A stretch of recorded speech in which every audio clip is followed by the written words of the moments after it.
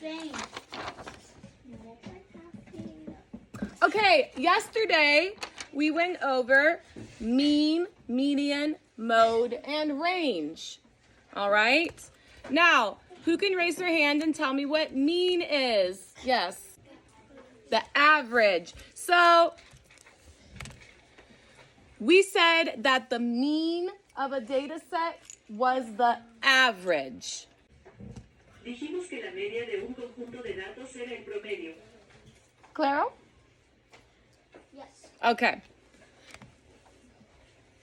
Now, when we find the average or the mean of a data set, we will add up all the data points and then divide by that number of data points.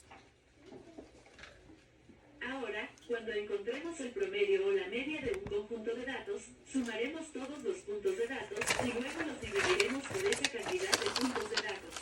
Okay. All right. So, for example, if I got a 70 on one test, a 90 on one test, but then a 50 on the other, to find the mean or the average, You have to add them up and then divide by 3. that's right, I'm going to add them up and divide by 3. So what's 70 plus 90? 160. And 160 plus 50. 210. I think it'd be like 7. And then we're going to divide by how many data points? 3. By 3 data points. It's 70.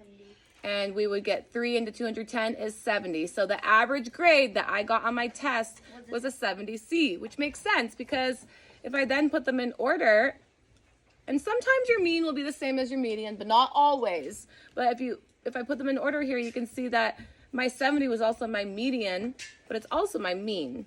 All right. Now let's just go to median now. We said that the median of a data set was the what? The median is the middle number. And we can remember median because when you're driving on the road, in the middle of the two lanes is a median, okay? It's the middle number.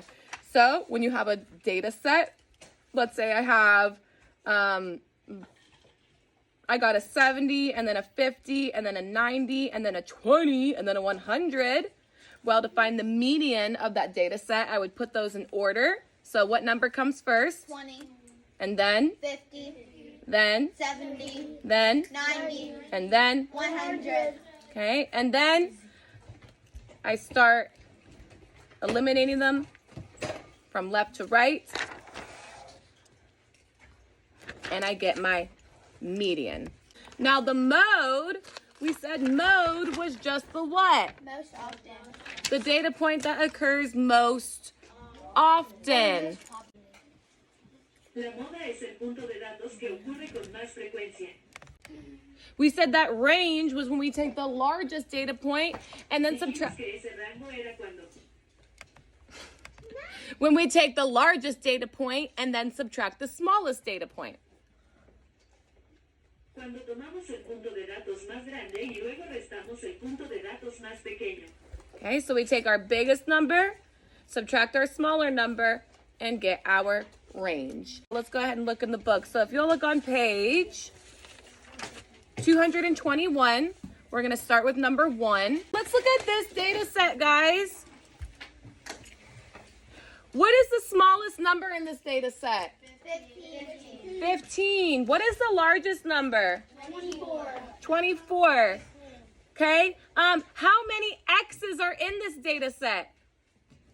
4, 5, 6, 7, 8, 30, 31, 32.